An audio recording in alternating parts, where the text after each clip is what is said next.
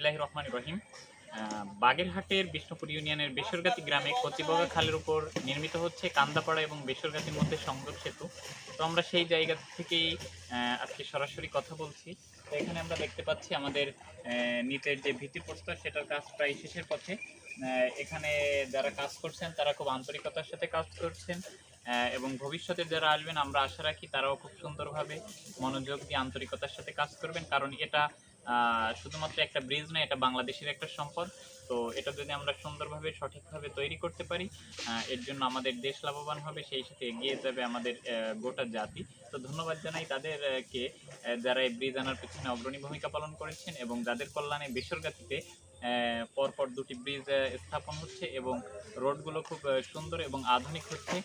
গণপ্রজাতন্ত্রী বাংলাদেশ সরকারের সাবেক সচিব ডক্টর মোহাম্মদ ফরিদুল ইসলাম বাবলু এবং আমেরিকা প্রবাসী লতিফ মাস্টার ফাউন্ডেশনের chairman CPA Mohammad Rafiqul Islam Joglu uncle, তাদেরকে অসংখ্য ধন্যবাদ। তারা বেসরগাতির মতো একটা প্রত্যন্ত অঞ্চলকে মডেল ভিলেজ হিসেবে রূপান্তরিত করেছেন, এর জন্য তাকে ধন্যবাদ জানাই।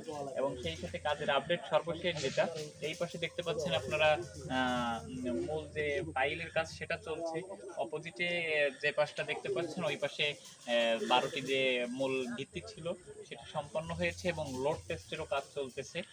তো আমরা আশা রাখছি খুব শীঘ্রই, অর্থাৎ 7-8 মাসের ভিতরে এই ব্রিজের কাজটি শেষ হবে। তো ঠিকাদারকেও আহ্বান রাখি এটা যে খুব সুন্দরভাবে তারা কাজটা সম্পন্ন করার ব্যাপারে তাদের যে সকল লোকবল রয়েছে তাদেরকে জানাবে, এবং সেই সাথে আমরা এলাকাবাসী সবাই সুন্দরভাবে একসাথে থেকে এই কাজটি সম্পন্ন করব। আমরা দেখতে পাচ্ছি ওই পাশে ঢালাইয়ের কাজ চলতেছে, অর্থাৎ কাজ কোথাও থেমে নাই, একের পর এক কাজ চলছে।